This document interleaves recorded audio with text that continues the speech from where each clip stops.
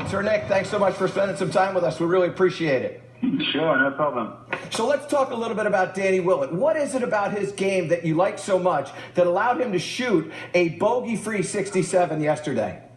Well, he's kind of, I guess you call him a little one-dimensional. He likes to work the ball with a fade all the time, and that kind of really worked. He knew his own, he knows his game really well.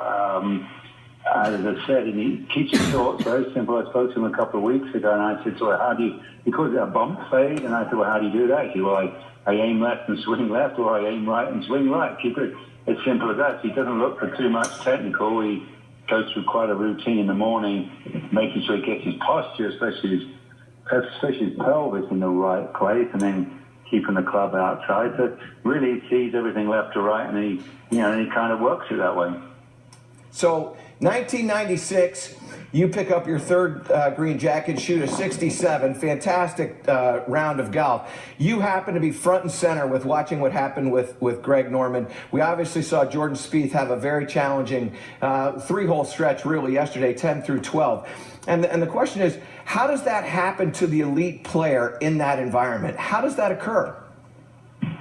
Well, yeah, it's called pressure, isn't it? I mean, Greg was a completely different. People are comparing them; they're completely different. Obviously, Greg progressively through the day was not doing what he was wanting to do. Where Jordan was going great, as you know, he was striding out, played beautifully, played well, putted great on the front nine, and then walked to the 10th tee. It was a very easy mistake, just blocking that second shot into the bunker right, and then it's a tough up and down.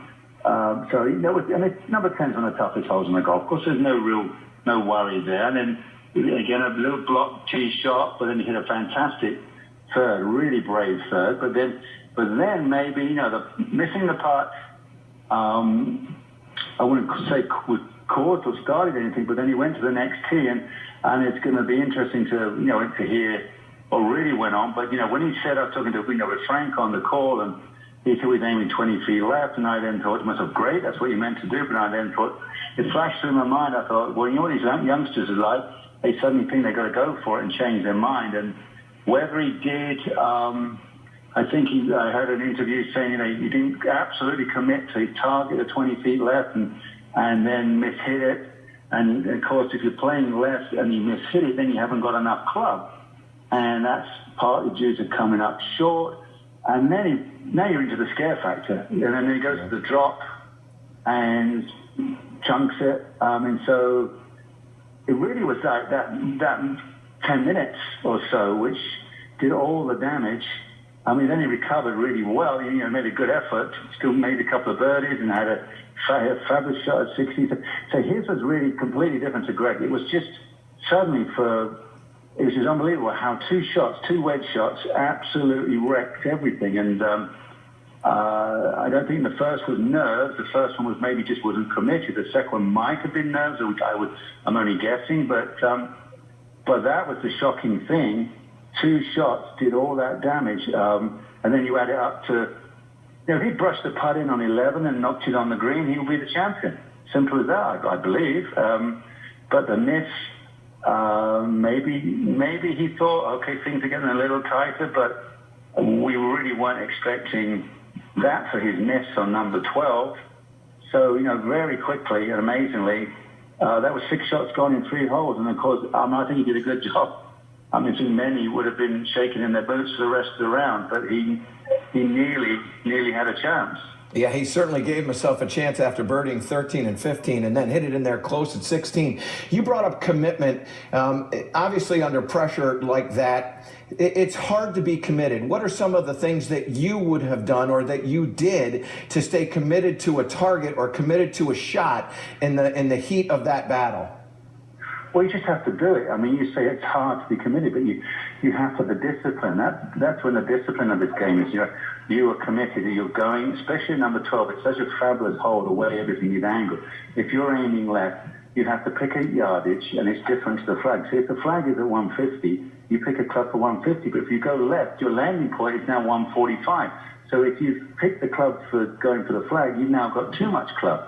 But if you bail out left, But if you're going for 145 and you then change your target to the flag, you now don't have enough club. And that's just as simple as just that fine little bit of detail. I was in that position, obviously against Greg. I was as nervous as anything. We were hitting 7 on him there, and I aimed 15 feet left and made a real nervy little swing, but I got it to about 15, 20 feet left. And that's what you have to do. It's as you said, if you're going to commit to something, you have to 100% commit to that. It's the only decision you're doing. You can't second guess yourself. You can't suddenly think of, I'll try something different halfway down on your back, on your downswing. And so as I said, that's the mental strength of commitment.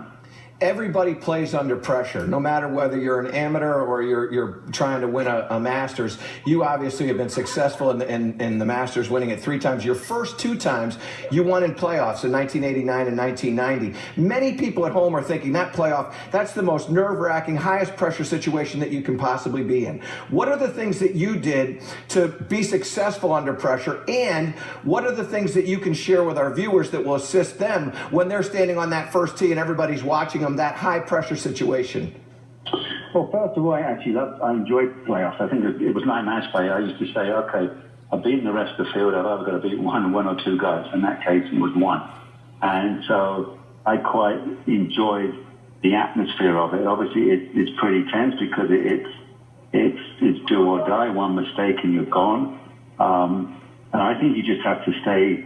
I mean, on the second part of the question, you have to stay so focused. Things don't matter. What are you trying to do? Hit the fairway. If you neck it and it finishes just in the first cut, so what? You have to say to yourself, so what? I'm fine. And then you go for your next shot.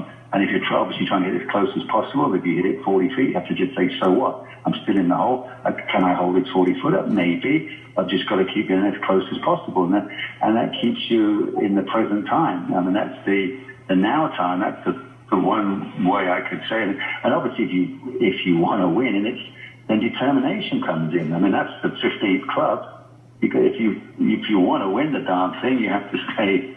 You just have to believe it and stay with it. Sir Nick, I appreciate the time so much. Thank you very much, and look forward to having you on the show again. Thank you. Yeah, cool. All right, well done. Thanks. All right, 3 things that you want to know in order for